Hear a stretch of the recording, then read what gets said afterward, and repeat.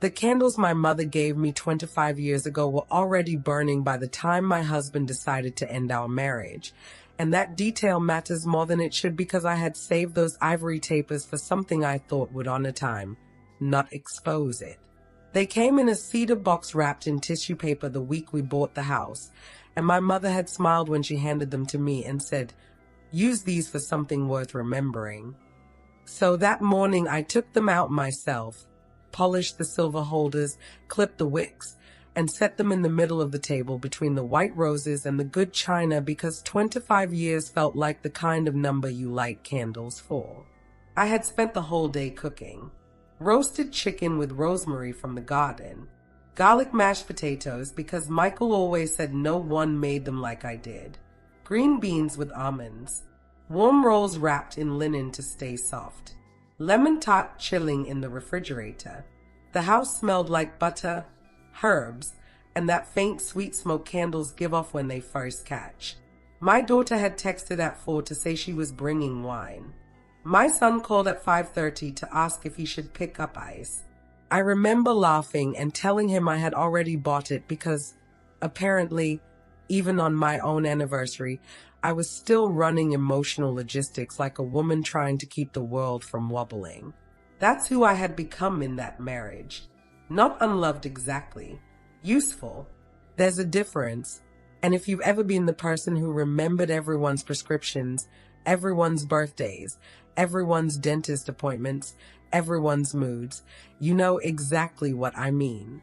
My husband, Richard, texted at 6:42. Running a little late. Don't wait on me for drinks. That was so ordinary I didn't even pause over it. We had been ordinary for years by then. Not unhappy in the loud cinematic way. No plates thrown. No dramatic scenes. Just the slower kind of erosion people don't notice until one day the floor beneath them sounds hollow. Richard was a financial advisor, neat in all the ways people admire from a distance. Crisp shirts, measured tone, the kind of man who never forgot to mail a birthday card to clients but somehow stopped asking his wife how her day actually felt. We had a daughter, Lena, 23, sharp as broken glass when she needed to be, and a son, Owen, 19, quieter, still at that age where he looked like a man until he was hurt and then suddenly looked 10 again. If you had asked anyone from the outside, they would have told you we were solid. Good house, good children, good dinner parties, good manners. But the trouble with marriages like mine is they don't crack in public. They drift in private. They thin out.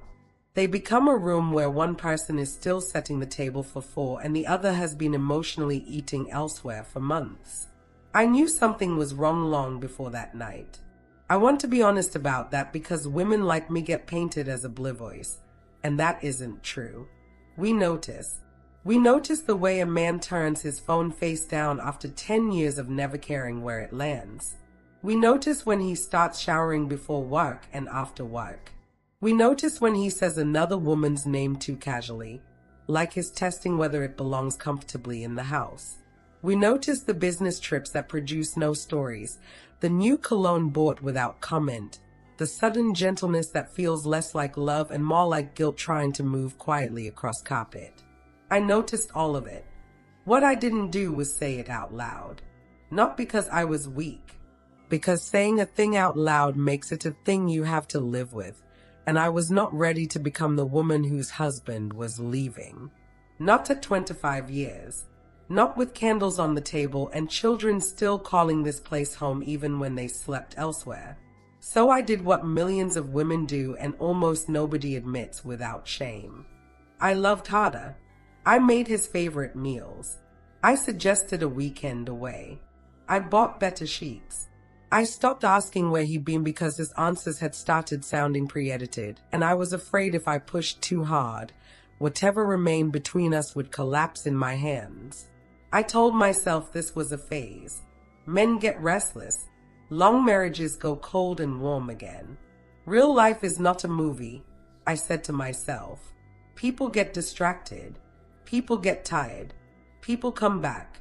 That last one was the sentence that almost ruined me. People come back.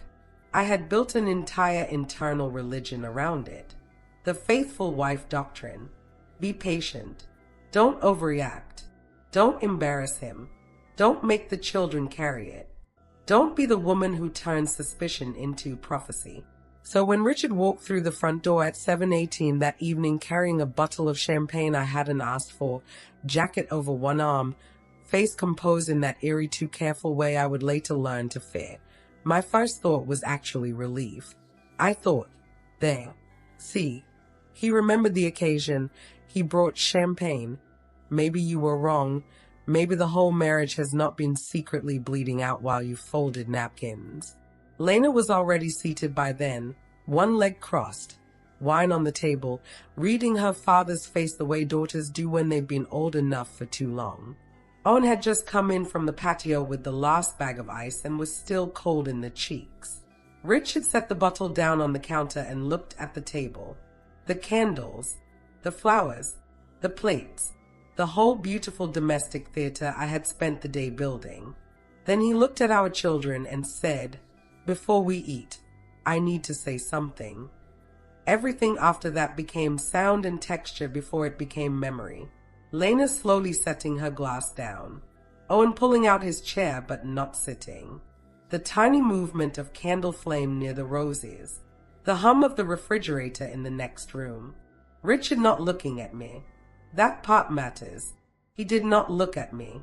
He looked at the centerpiece, at the wall, at the far cabinet, everywhere except the woman who had spent 6 hours making a celebration for the marriage he had apparently already buried in his head. "I think we all know things haven't been right for a while," he said, "and if you've ever heard a man start a sentence that way, you know the special nausea of it. That sentence is not an opening. It is an escape hatch disguised as mutual understanding." He kept talking about honesty, about the next chapter, about not wanting to live a lie. Then finally the sentence itself. "I'm in love with someone else." He said it so calmly. That was the part that broke something in me. Not the content, the calm, the neatness of it. As if he had folded this reality at the office and brought it home in his briefcase to lay beside the tart. Owen whispered, "Dad." Lena did not speak at all. I stood there near the head of the table with my hands at my sides, and I remember noticing that my fingers were not trembling yet, which frightened me because it meant the body was still behind the event, still trying to catch up to the fact that this man had chosen our anniversary dinner with our children present to relieve himself of the burden of lying. He kept talking. "Her name doesn't matter right now," he said, which told me immediately that it mattered very much and had mattered for a while. He had already spoken to an attorney, he said. He wanted a clean split. The house would have to be figured out. He intended to be fair. Fair. Men always love that word when they've already spent your life in their mind and now want applause for leaving enough behind to sound civilized. Lena looked at him and said, completely flat, "It's your 25th wedding anniversary." And for the first time, he actually looked uncomfortable. Not ashamed, just inconvenienced by the accuracy. If you're listening to this and you've ever been in a room where someone detonated your life while still expecting you to remain gracious, tell me where you're watching from, because I know I'm not the only woman who has stood in a kitchen or dining room or driveway and realized the person across from her had been gone long before they admitted it. Richard kept speaking after that, but I stopped hearing words in order. I heard pieces. Honest.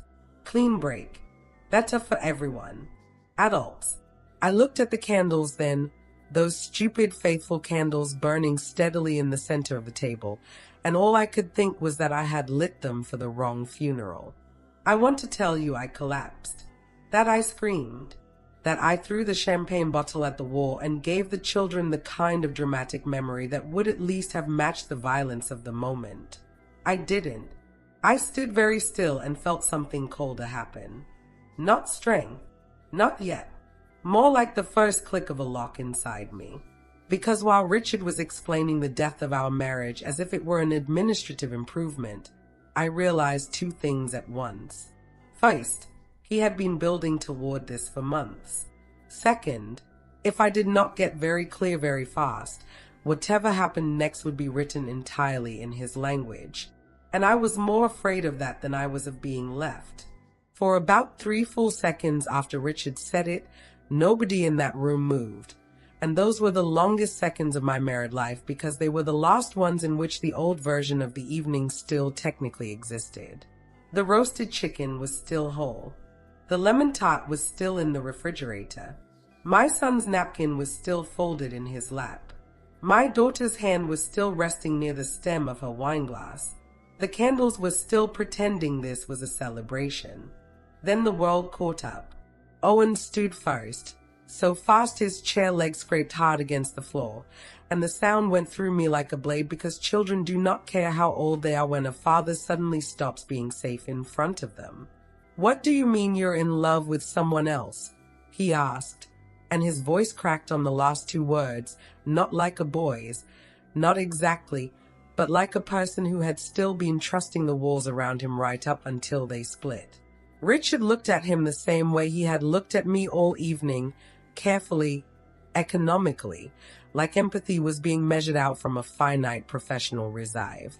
"I mean exactly what I said," he replied. "I didn't want to keep lying to you." There it was again, his version of nobility. Not "I am sorry," not "I have destroyed something," just "I didn't want to keep lying," as if the virtue was in stopping, not in never having begun. Lena turned her whole body toward him then, and "I want to tell you something about daughters because people get this wrong. Sons often react first with disbelief. Daughters react with inventory." She was looking at his face, his hands, the champagne bottle, the crease in his shirt, collecting evidence emotionally the way some women can scan a room and tell you in 10 seconds who was crying in the bathroom and who caused it. "Since when?" she asked. "Simple, clean, smart." Richard rubbed the back of his neck, which was one of his old tells from the years when we were younger, and I still thought noticing a man's habits meant I understood him. He only touched the back of his neck when he was about to lie or had just realized the truth sounded worse than he'd planned. "That's not the important part," he said. Lena actually laughed, one sharp disbelieving sound. "That is literally the important part. I should have stepped in then. I should have protected them. That's what mothers do, right? Soften, redirect. Keep the children from having to hold the full adult ugliness in their hands all at once." But I couldn't yet. I was still standing at the head of the table with my own body feeling foreign to me, as if my bones had gone a half inch out of alignment and nobody else could see it. My mouth had gone dry. My skin felt too tight. Somewhere inside me, under the devastation and the embarrassment and the absolute animal terror of not knowing what came next, another feeling had started to move. Small, mean, alive, not a plan yet, more like the first flicker of one. Because here was the thing Richard had miscalculated. He thought because I looked stunned, I was empty. Men like my husband confuse stillness with surrender. They think if you are not screaming, you are passive. They think if you are not hurling cutlery, you have accepted the terms. What they never understand is that some women go quiet because they are counting exits, assets, witnesses, leverage, timing, and exactly how much of themselves they can afford to let the room see before they need to start surviving strategically. Richard finally looked at me then, maybe because it dawned on him that the children were not the audience he prepared for. I was. "Say something," he said softly, and that was almost enough to make me smile from the sheer audacity of it. "Say something." As if I were the one holding up the progress of this dignified family execution by not contributing my line on cue. "I'm trying to decide which part deserves the response first," I said, and my own voice startled me because it sounded so calm. Too calm. The kind of calm that makes other people nervous because it suggests the damage has gone deeper than noise can reach. "The affair," I said. "The timing, the fact that you chose our anniversary dinner, or the fact that you're doing this in front of our children like you're unveiling a new backsplash. Owen sat back down at that, but not because he was relaxing, because his knees had apparently remembered they were still 19. He looked between us the way kids do when adulthood suddenly reveals itself as an organized crime ring with table linens.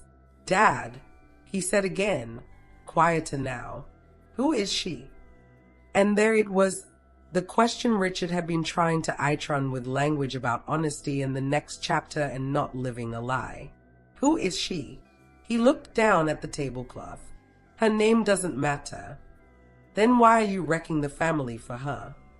Lena asked. That one hit him. I saw it. Not in the way I used to look for pain because I wanted reassurance he still cared, but clinically, like observing a bruise rise. He hated looking like the villain in front of the children. That mattered more to him than being one in front of me. This isn't about wrecking anything, he said. This is about telling the truth. I moved then. Finally, I reached for the back of my chair and sat down, very carefully, because suddenly standing felt too exposed, too much like I was still participating in his script of noble disclosure. Sitting was a refusal. Sitting was me saying this scene no longer belongs entirely to you. I folded my napkin beside my plate, because if he was going to stage dignity, I could weaponize it better. No, I said. Telling the truth would have happened before tonight. What this is timing. He looked at me sharply, and there, just for a second, I saw him. The real him, not the mild husband, not the practiced father. A man annoyed that the woman he had mentally placed in the role of wounded passive recipient had started naming the architecture. What's that supposed to mean? He asked. It means, I said, you didn't choose an anniversary dinner by accident. You chose a room where you thought I'd stay civil, where the children would keep me from making a scene, and where you could dress betrayal up as bravery because there was chicken on the table and candles in silver holders. Lena said, very quietly, Mom. I turned to look at her, and that was almost my undoing, because she was trying so hard not to cry. Her eyeliner was perfect, her mouth set, one hand tucked under the other arm like if she held herself tightly enough she could stop the room from changing shape. I loved Richard once in a way that rearranged my whole interior life. But if there is a holier love than that, it is the moment you realize your children are watching how you survive something, and you know whatever you do next is going to become part of the furniture inside them forever. That is the moment motherhood stops being nurturing and becomes legacy. And I knew, sitting there with the potatoes cooling and the tot waiting and my marriage bleeding out under candlelight, that whatever happened next had to do two things at once. It had to let me fall apart eventually. And it had to make sure my children never mistook my devastation for powerlessness.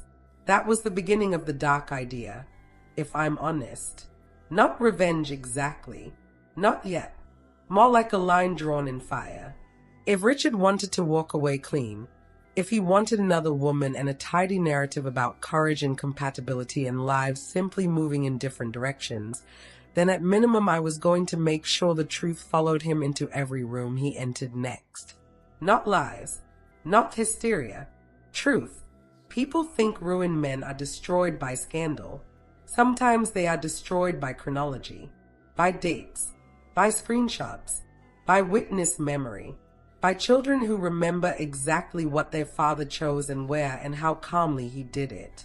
When? I asked him. He hesitated too long. A few months. Try again. He looked at Owen, then Lena, then finally me. 8 months. 8 months. There are numbers that break you in weird ways. Not because they are big, but because they are specific. 8 months meant he had begun loving someone else in winter while I was still ordering mulch for the front beds and renewing our streaming subscription and circling weekends in May for our anniversary plans. 8 months meant he had known during Easter, during Owen's birthday dinner, during the night Lena called crying over a fellowship rejection and we both sat on speaker comforting her like a united team. 8 months meant he had watched me light those candles in my mind long before I ever took them out of the cedar box. If you've ever had someone confess something, and the real pain came not from what they did but from suddenly revising half a year of your own life in one brutal sweep, then you know what happened in me next. My whole recent past changed temperature. "Mom," Owen said, because apparently the room thought I might need catching. I looked at him and smiled. Not because I was okay, because I needed him to see I was still here. "I'm all right," I lied. But what scared me most was that in one strange, terrible way, part of me was beginning to be something more useful than all right. I was becoming alert. And alert women are dangerous to men who mistake domesticity for blindness. Richard reached for the champagne, then, unbelievably, as if there might still be some path forward through etiquette. "Can we at least sit down and discuss this calmly?" he asked. I stared at the bottle in his hand and thought, this man has no idea what he has just set in motion. Not because I knew the big answer yet. I didn't. I still felt broken, humiliated, flayed alive. But underneath all of that sat one clean certainty. He was not going to get to leave this house with his dignity untouched while mine bled out on the tablecloth. And once that certainty arrives in a woman, especially one who has spent years paying attention while pretending not to, the story starts belonging to her in a way no husband ever sees coming. Richard never opened the champagne. That detail matters to me for reasons I still can't fully explain. Maybe because it was the first object in the room that refused his script. He had brought it in like a prop, some sparkling little gesture meant to soften the violence of what he was about to do. And now there it sat on the sideboard beside the good glasses, sweating lightly at the neck, unopened and useless, like a joke too expensive to laugh at. He set it back down after I looked at him, and I saw it then, the first actual uncertainty in his face. Not remorse. He wasn't there yet. Maybe he never fully got there. But uncertainty, yes. Because the scene he had planned required me to either sob, scream, or plead. Those were the lanes he knew how to manage. Women in pain are familiar terrain for men like Richard. They know how to pat a hand, lower their voice, speak of compassion while quietly rearranging assets. What they never know what to do with is a woman who has gone still and started listening to herself harder than she listens to them. "We can talk," I said, "but not like this." "Like what?" he asked. "Like you're controlling the tone because you got here first." Lena inhaled sharply at that. Owen looked at me the way he used to when he was 12, and I had to explain why people who sounded polite could still be dangerous. Richard dragged one hand down his tie, buying himself time. "Claire, I'm trying to do the decent thing." "No," I said. "The decent thing would have happened before there was another woman. This is just administration. I want you to notice something here, because this is where a lot of women lose the thread in stories like mine and then spend years blaming themselves for not being more strategic. The first few minutes after a betrayal are not the time to be noble. They are the time to observe. Who defends him? Who goes quiet? Who looks relieved? Who looks ashamed? Who reaches for practical questions first? Those things tell you the shape of the battlefield better than any confession will. And while Richard stood there trying to turn adultery into a moderated discussion, I was taking inventory. Lena was with me, entirely, not because she hated her father. That would have been simpler, because she understood instantly that timing is character. Owen was shaken, but he was also watching, learning. That mattered.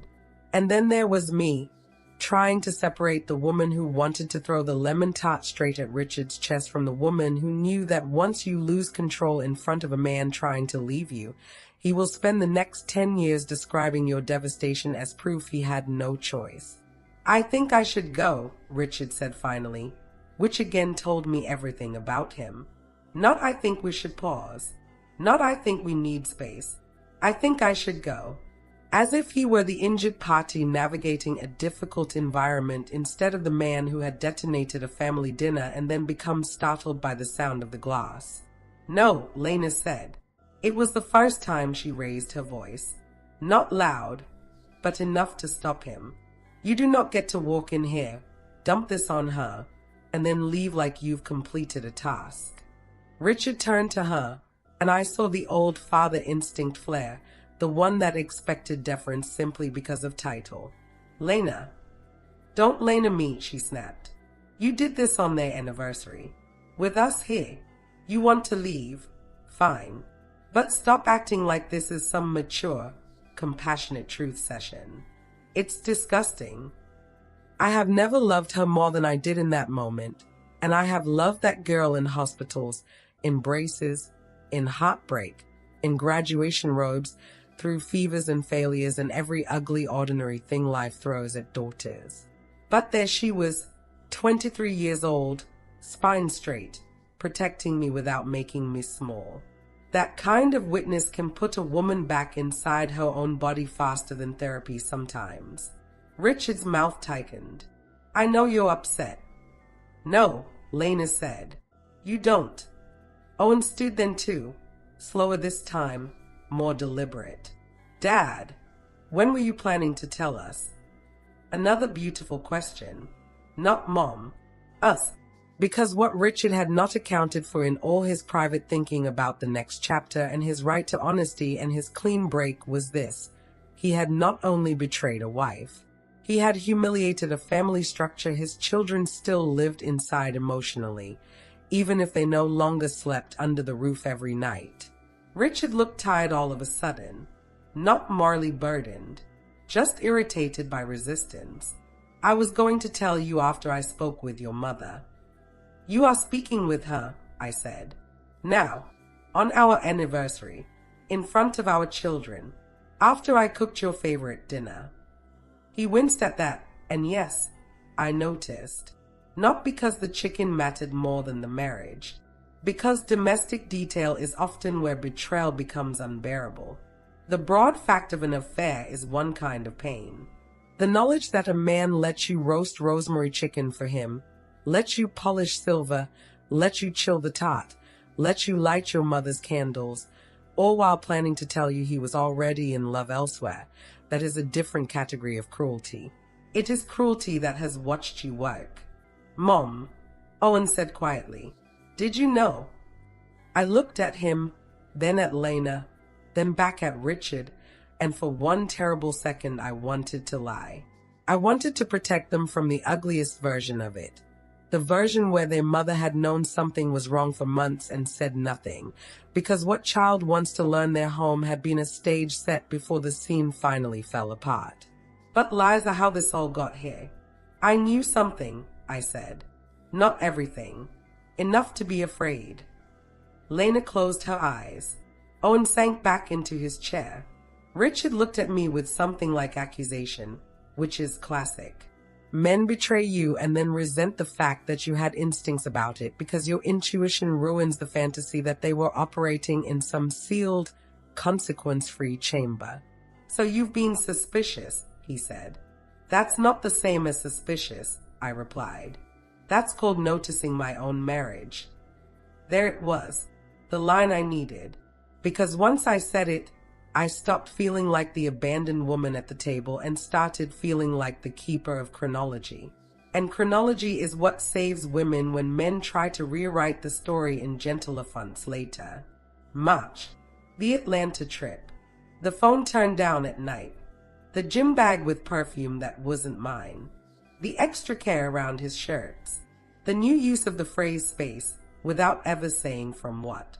The strange way he had kissed my forehead lately, like a man trying to be kind to a patient. I had noticed everything. I had just mistaken my noticing for something I still had time to repair. "Who is she?" Lena asked again. Richard looked trapped now, which was new. "Her name is Dana." Dana. The name landed in the room with almost embarrassing ordinariness. Not some glamorous, impossible woman with a name made of glass and expensive vowels. Dana.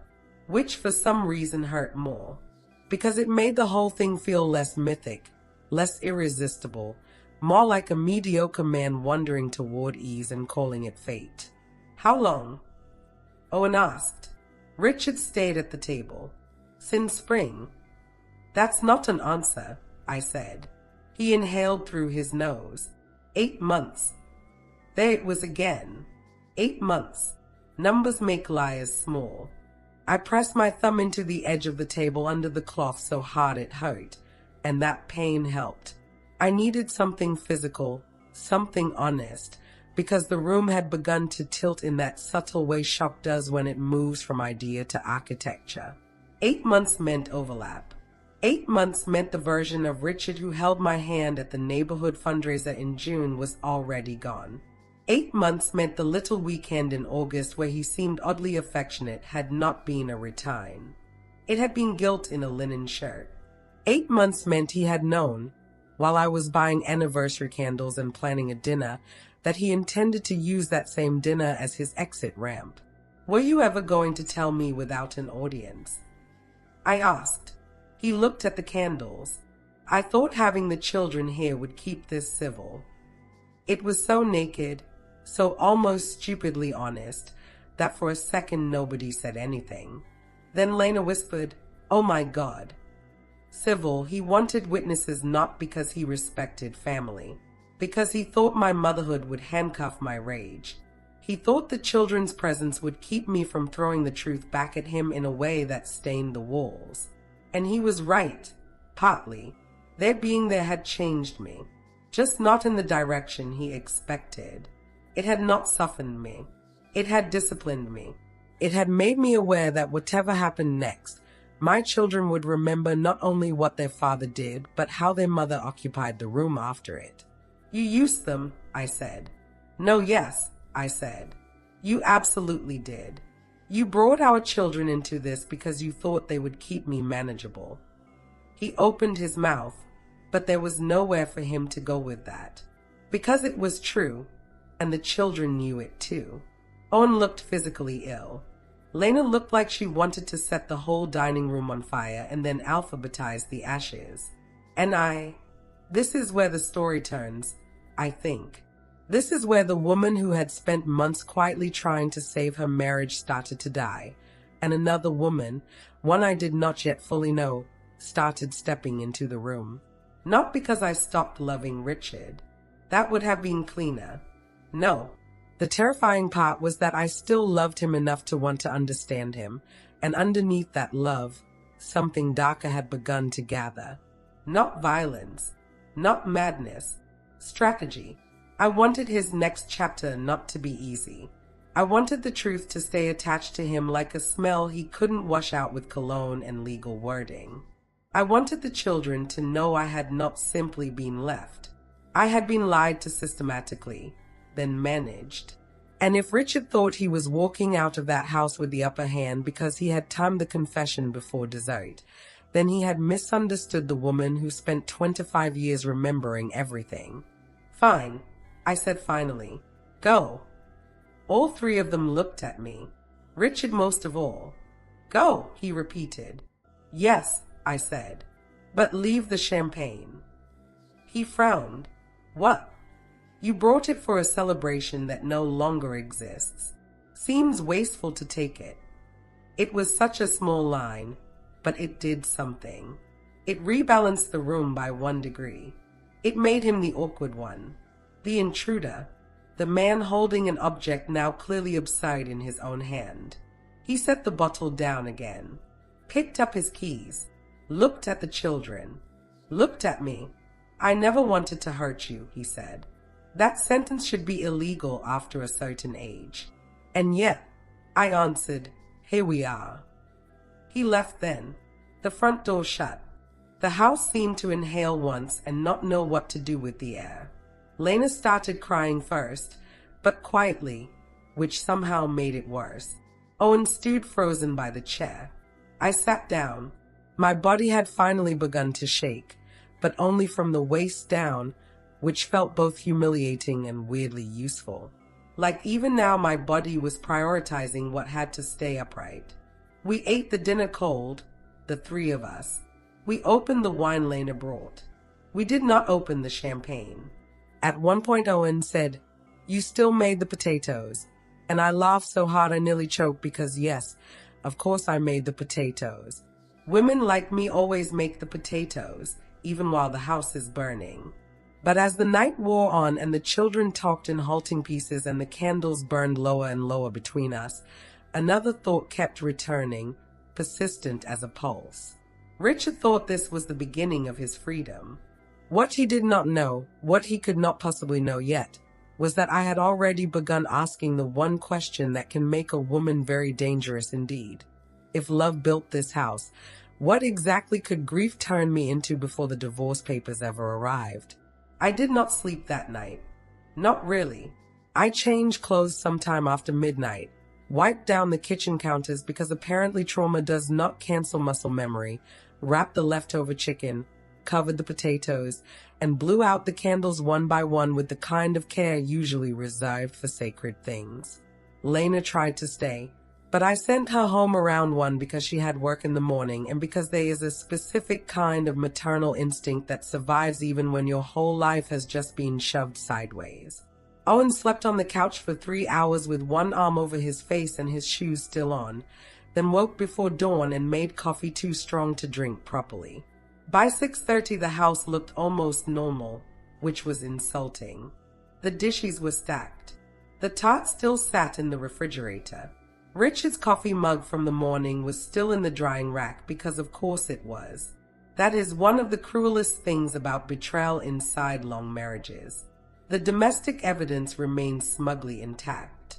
Toothbrushes do not fling themselves from bathrooms. Bath towels do not announce adultery. The garbage still needs to go out. The dog still wants feeding, if you have one. In my case, the rosemary still needed watering and the laundry still had to be moved from the washer before it soured. Catastrophe in middle age rarely arrives with a soundtrack. It arrives with leftovers. Around 7, while I was standing at the sink in bare feet staring at the dark backyard like it had personally withheld a warning, my phone buzzed. Richard. One line.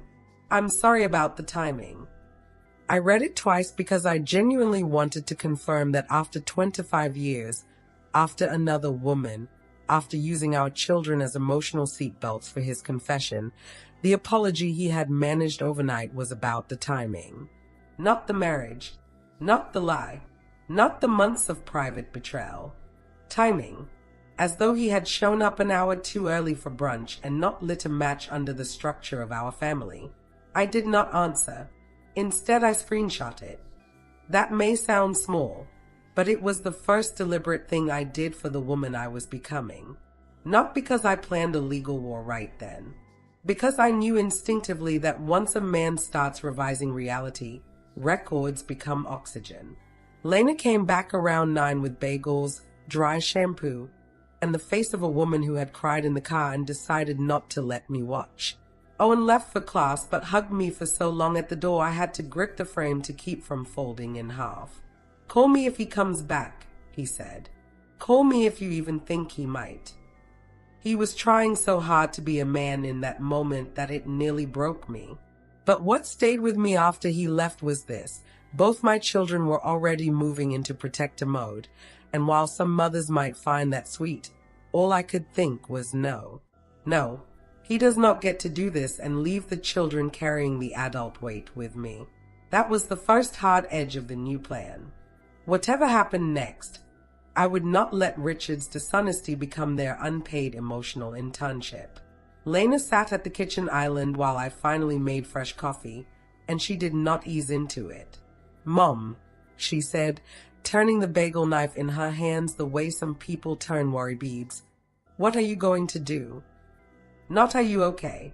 Not do you need anything? What are you going to do?" My daughter has always understood that women in our family survive by planning, not by fainting. I poured coffee into 2 mugs and answered honestly, "I don't know yet." Then I looked at her.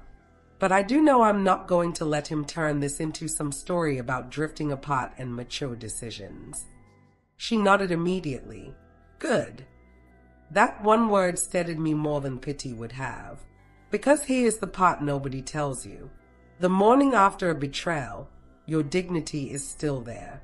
It just feels unreachable, like something left in another room. And sometimes all it takes is one witness saying good to remind you it has not actually left the house. At 10:15, Nina called. Nina was not my attorney yet, just my best friend. But if you have one woman in your life who knows how systems work, cherish her like the national infrastructure she is. She listened for 11 minutes without interrupting except once to ask, "Did he say exactly I'm sorry about the timing?" And once to say, "Do not delete anything." Then she said the sentence that changed the shape of my day. "Claire, I need you to answer one question without being noble. Do you want peace, or do you want truth?" I leaned against the kitchen counter and looked at the family photo wall by the hallway. Christmases, graduations, beach trips, all those frame fragments from a life that had apparently been rotting in one corner while I kept dusting the frame. "I want him to stop getting to define what happened," I said. Nina was quiet for half a beat. "That," she replied, "is truth." "Good. Now we work." Work. The word hit like cold water. Useful. Practical. It was exactly what I needed because grief, if left unattended, tries to make you theatrical in private and agreeable in public. Work gives it somewhere to stand. Nina told me to gather everything. Texts, bank records, travel receipts, calendar entries.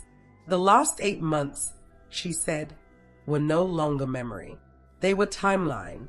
"And Claire," she added, voice flattening into the tone she uses when the law is about to enter the room wearing boots, "do not call the other woman." I laughed once, ugly and exhausted. That obvious. "You're heartbroken, not stupid." But heartbreak does make women temporarily creative in the wrong directions. She was right, because I had thought about it. Not violence, not anything that would get me on the evening news, but I had imagined humiliating her, photobombing some brunch, mailing screenshots to her office, doing all the little feral things women fantasize about at 3 in the morning when their life has just been downgraded without consent. But Nina was right. The other woman was a symptom, not the architect. "Fine," I said. "I won't call her." "Good. Because if there's a story here, I promise you it's bigger than her." That sentence sat in me all morning. Bigger than her. By noon, I had converted the dining table from anniversary shrine to operations center. Richard's side of the closet still hung full upstairs, which made me furious in a strangely motivating way. His shirts, his golf pullovers, his watch box, his absurdly expensive shoe trees. A whole male life still assuming occupancy. I didn't touch any of it yet. Instead, I laid out bank statements, old calendars, his travel invoices, our tax folders, and started going backward month by month.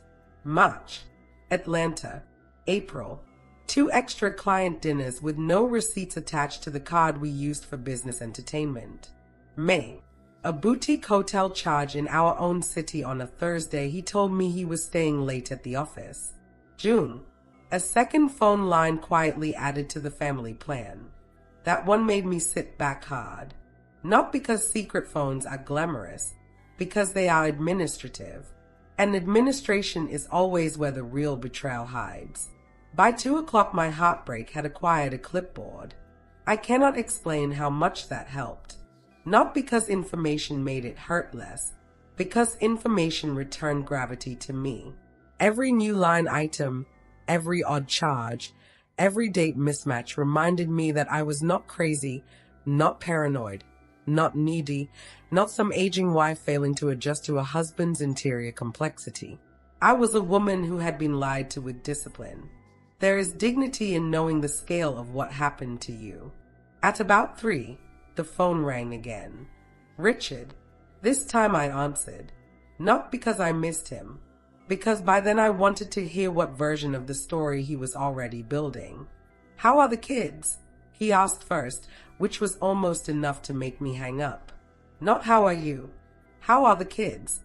There it was again, his lifelong instinct to enter the emotional room through the easiest door and hope no one noticed the blood on his shoes. They're not your shield, I said. He exhaled. I'm not using them as a shield. You brought them to the execution. Silence. Then, Claire, I don't want this to turn ugly.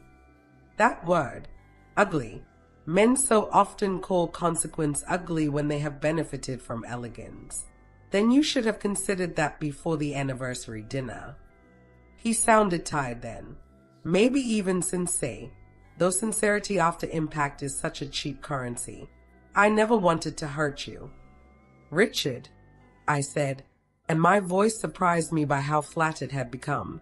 You did not wander into this by mistake. You built it. He didn't answer right away, and in that silence I heard something shift. Not regret. Awareness. The faint realization that the wife he had counted on to respond with confusion was organizing herself instead. Are you talking to a lawyer? He asked finally. And there it was, the real question. Not emotional, not marital, not even moral. Procedural.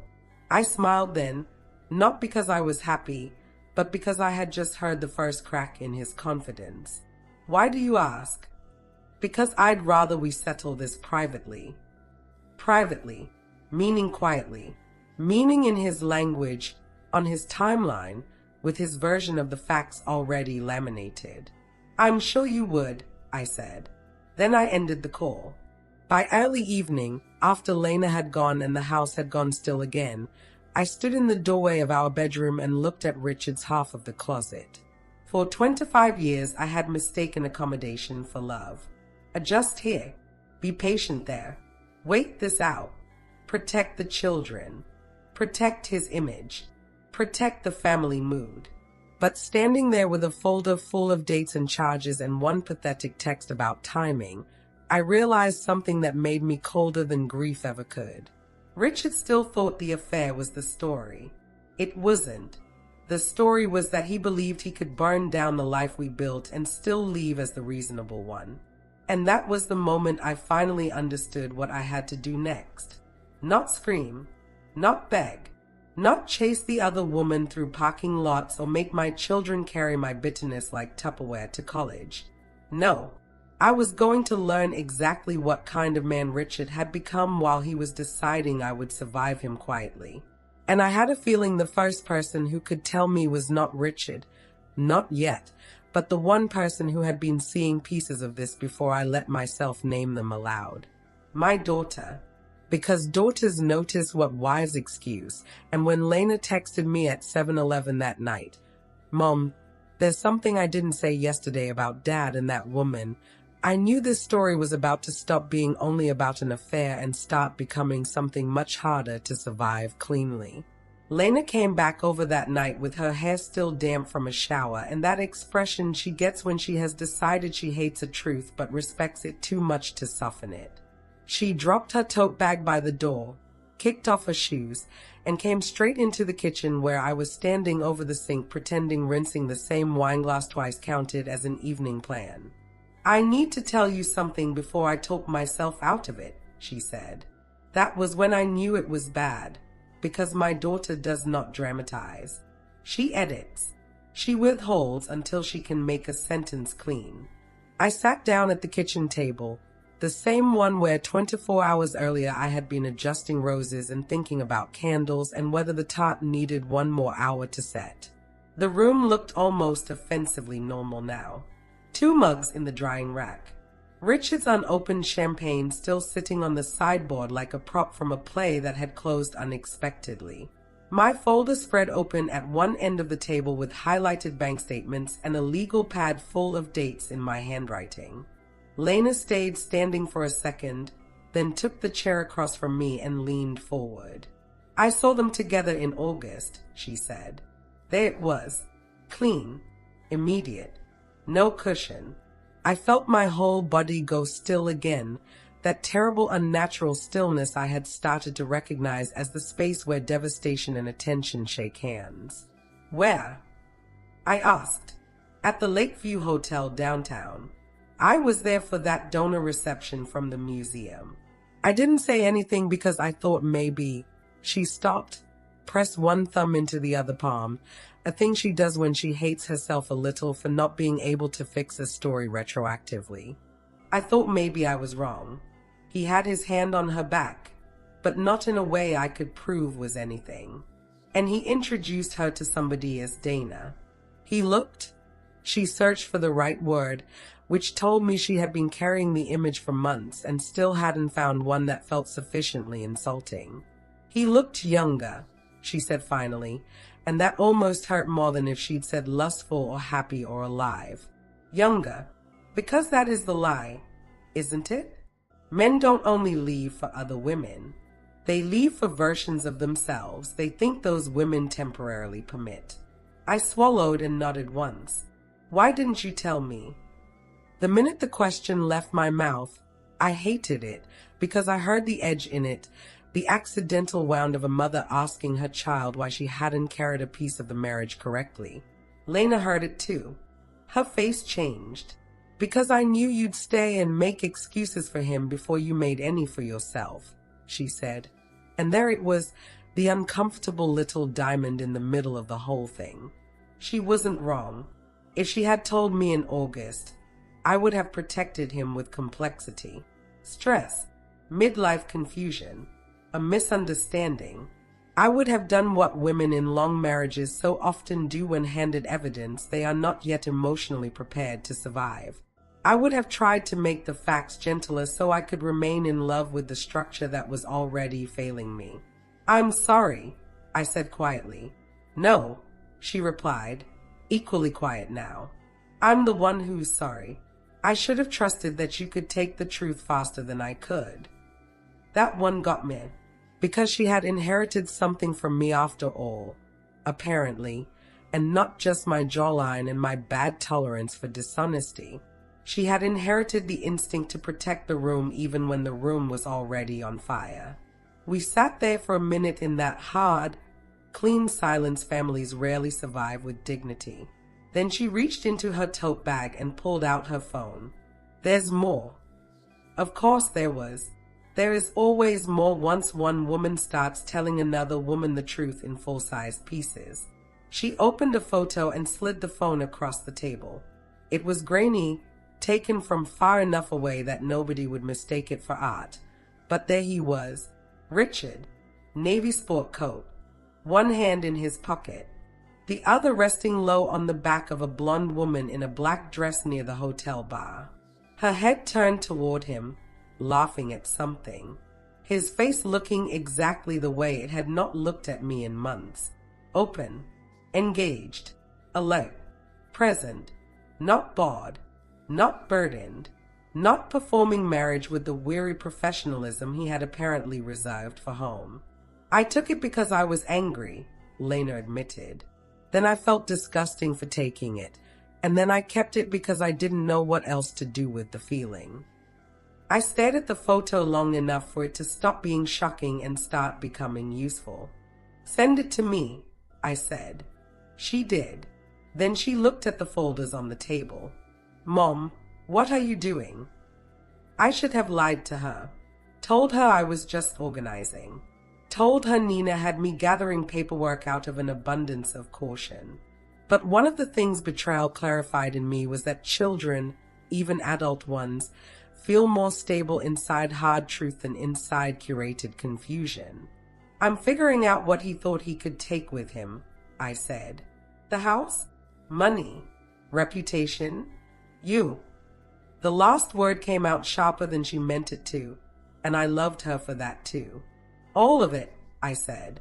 "Oh, enough of it that he believed leaving would feel like promotion."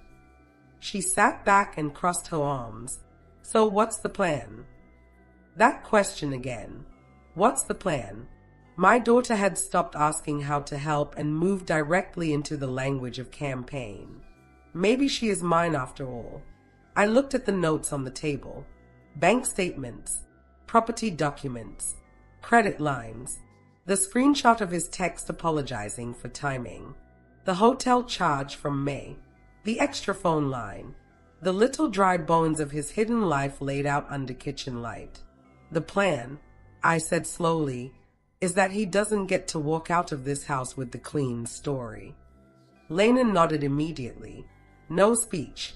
No concern that I might become too hard. She understood the distinction. There is a difference between revenge and refusing to let your life be edited by the person who damaged it. That night after she left, I took Richard's clothes out of the closet one section at a time. Not onto the lawn. Not into trash bags by the curb. I am too old for theatrics that generate sympathy for the wrong man. I folded the shirts, boxed the shoes, wrapped the watch stand in one of his old sweaters. His side of the bathroom took less time than I expected, which felt like an insult. Toothbrush, electric razor, half-used cologne. The blue pills for blood pressure he always forgot unless I left them by the coffee maker. I put all of it in the guest room and shut the door. That was my first physical act of ending. Not dramatic, but exact.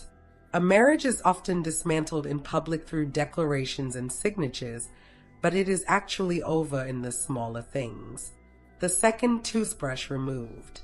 The empty side of the hamper. The silence around a name no longer called upstairs to ask whether we're out of batteries.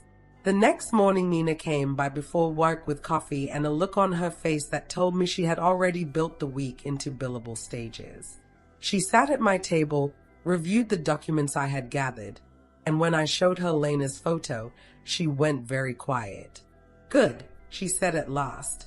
Not because this is good, because it's clear. I think that is one of the kindest things a friend can do for a woman in collapse. Tell her when something is clear, not because clarity saves you pain, because it prevents you from spending 6 more months manufacturing confusion out of scraps. Nina explained what mattered, not just proof of the affair. Timing, financial positioning, property status, whether Richard had already started moving money, information, access. Men leaving marriages often think emotionally first and administratively second, she said. That creates sloppiness. Sloppiness creates opportunity. I actually laughed at that. I didn't know heartbreak came with project management. Nina shrugged. Everything comes with project management if the wrong man signs the wrong document. Then she asked the question that finally cut through all the noise. Claire, do you still want him back? There it was, the ugliest honest question. Not do you still love him? That answer was unfortunately obvious. Love lingers. Love embarrasses. Love sits in the corner and watches you make folders. No, the real question was whether some wounded part of me still wanted restoration badly enough to sabotage strategy. I looked out the kitchen window at the garden box where the rosemary had started going wild because I'd neglected it in the wrong direction. No, I said. Then, because truth deserves full daylight, I added, I want him to understand what he destroyed, and I want him to stop assuming I'll help him narrate it. Nina smiled. Good. That's workable. Over the next week, my life split in two. Publicly, I was a woman moving through ordinary routines with strange precision. Work, grocery store, dry cleaner, return texts to the children, smile at neighbors. Privately, I was building the most intimate case file of my life. Every charge, every message, every date. I found a dinner receipt for 2 from a restaurant he always said was too overpriced to be worth it when I asked to go. I found flowers charged to a card he forgot I could still see statements for. I found a train ticket to Atlanta 3 days after the trip he had already told me was business enough to need no explanation. Piece by piece, the life he had hoped to simplify away from me became visible in a different light. Not one dramatic betrayal, a pattern, and patterns are much deadlier in rooms full of lawyers than tears ever will be. Richard came by once that week while I was out. He texted first. Need to get a few things. I responded, guest room. That was all. He sent back, we should really talk face to face. I looked at the message for a long time and then wrote, when I'm ready. He did not reply. Men hate losing access more than they hate losing love. By Friday, I knew enough to understand the first half of the situation. Affair, timing, property exposure. But I still did not understand one thing. Why now? Why the anniversary? Why the children present? Why a dinner table instead of a lawyer's office? That kind of cruelty usually has a second motive tucked under the first.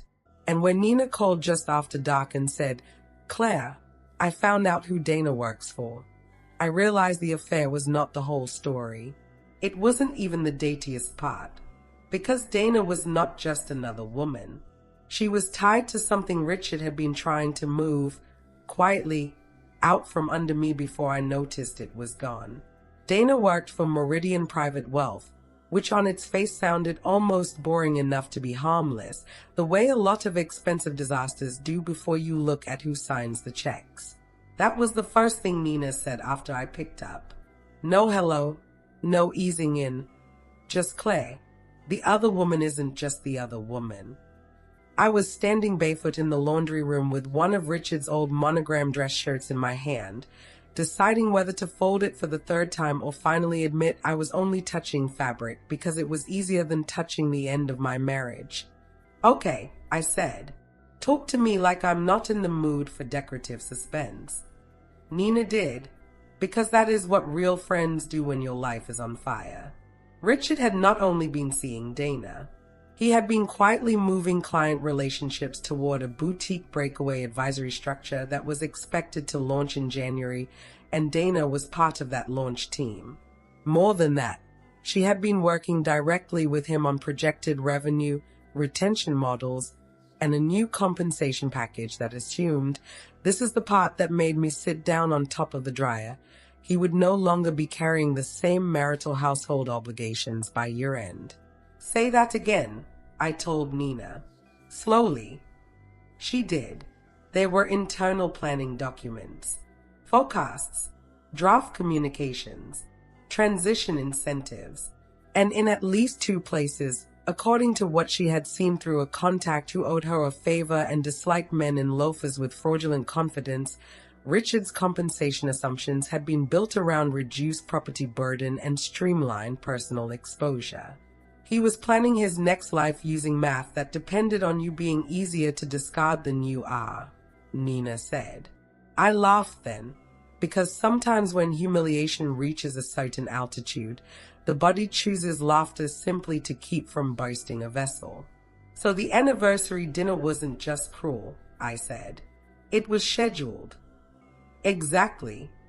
I sat there looking at the row of detergent bottles on the shelf as if one of them might explain men to me, and suddenly the whole thing became cleaner. Not easier. Cleaner. The affair had never been the full story. Dana wasn't merely the woman he was leaving me for. She was part of the machinery of his exit. That's why he needed the dinner neat, the language measured, the children present, the candles already lit. He was not simply confessing. He was implementing. The next week moved fast after that because once you understand motive, action stops wandering and starts walking in a straight line. Nina connected me to an attorney who looked like she could remove a kidney with paperwork alone. Her name was Sharon Bell, late 50s, navy suits, no visible sentimentality. Wedding ring still on the rumors said her husband had been living in Santa Fe for 3 years, which honestly only made me trust her more. Women who have survived personal absurdity rarely panic professionally. I sat in her office on Monday morning with my folder, Lena's photo, the bank statements, Richard's text about timing, and Nina's notes about Meridian. Sharon read everything once without interrupting, then leaned back in her chair and said, "Good.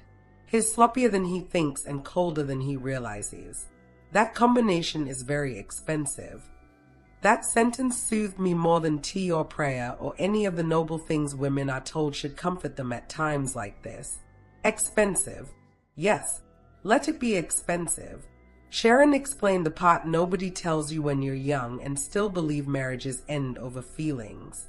Long marriages often end over logistics wearing emotional perfume. Who moves first? Who frames the story? Who controls the records? Who gets the children's first account? Who makes the betrayal sound sad instead of strategic? Your husband wanted to announce first and define terms before you had time to understand what he'd done, Sharon said.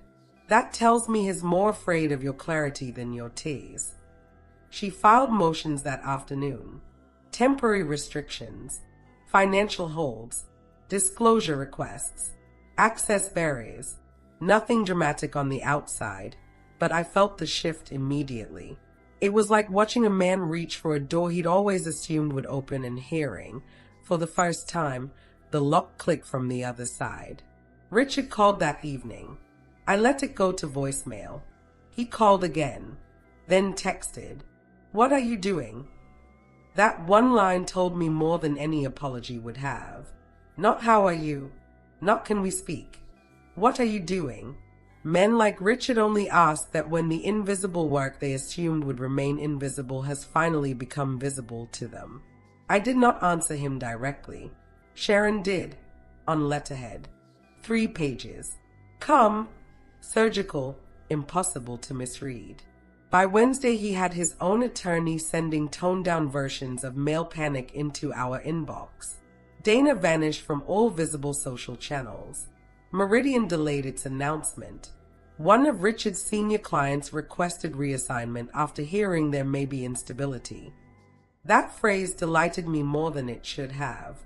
Instability. Such a civilized little word for a man discovering his private timeline was no longer private. Lena came by that night with takeout and gossip she pretended was incidental.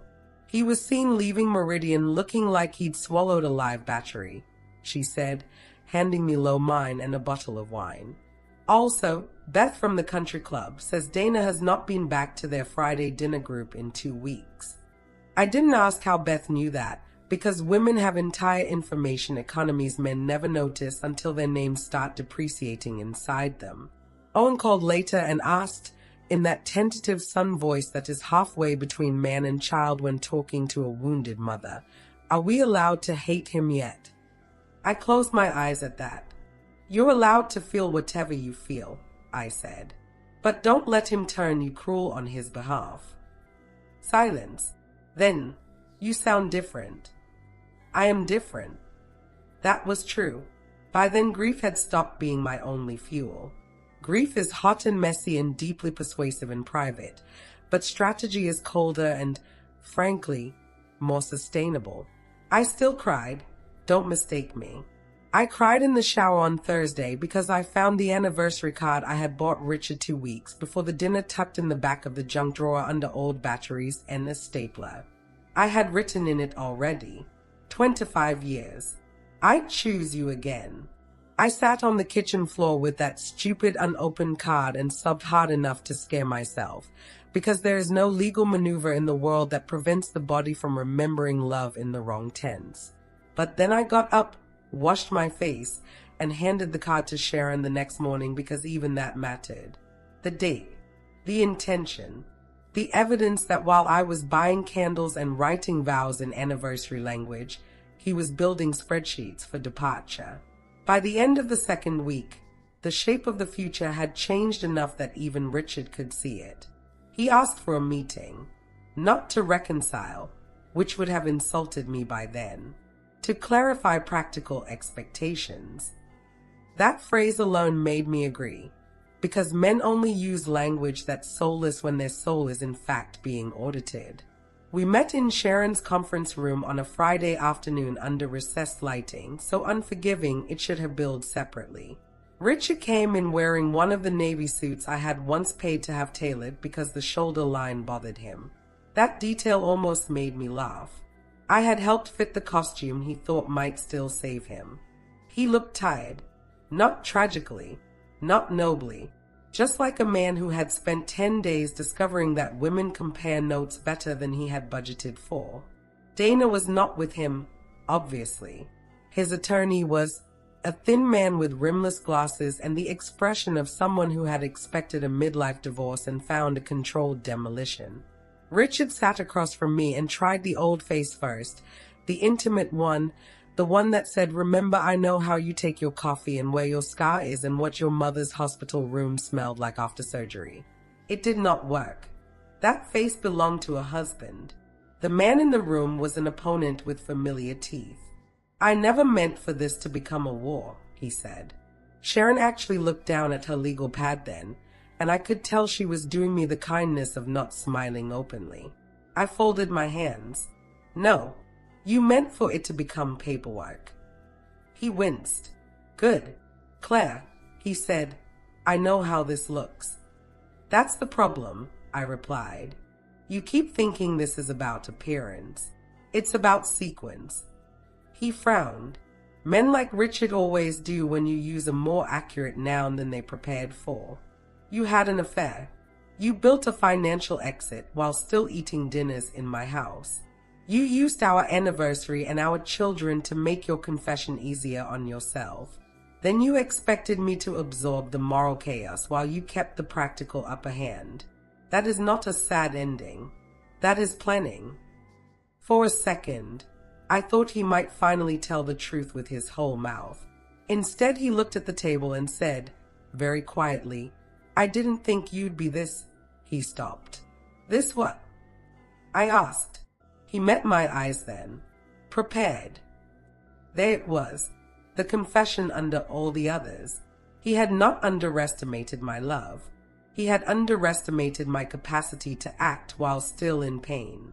That is a very common male mistake, by the way. They think if a woman is devastated, she is directionless. They don't understand that some of us become most dangerous precisely when there is nothing left to preserve except the truth. The settlement came 3 months later. The house stayed with me. The retirement split moved in ways Richard hated and desired. The timing language around his compensation package became very relevant very quickly. Dana transferred to another office, which I only know because Lena heard it from someone who heard it from Beth, which is exactly how divine justice travels in towns like ours. Owen stopped answering his father's calls for a while, then started again because sons are their own long weather systems. Lena never called Dana names, which impressed me. She simply referred to her as the woman who thought she was entering a romance and accidentally joined a merger. That child really does have a gift. As for me, on the next anniversary, I lit the remaining candles myself. Not for Richard, not for the marriage, for the fact that I had lived through the worst dinner of my life without letting the man across from me write the last paragraph. I made the potatoes again too, because spite is fine but seasoning matters. Maisie wasn't in this story. There was no younger heroine sweeping in, no miraculous reconciliation, no clean reversal where everybody clapped because I had won. That isn't how real life works. Real life is quieter and meaner and, if you're lucky, eventually more honest. Richard lost the version of himself he thought he could carry cleanly into his next chapter.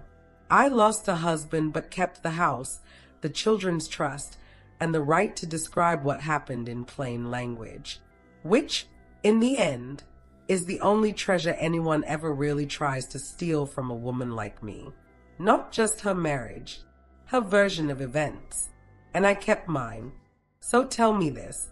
If the person you loved most chose the most sacred table in your life to dismantle you, would you have broken right there in front of them, or would you have sat still long enough to become the thing they never saw coming?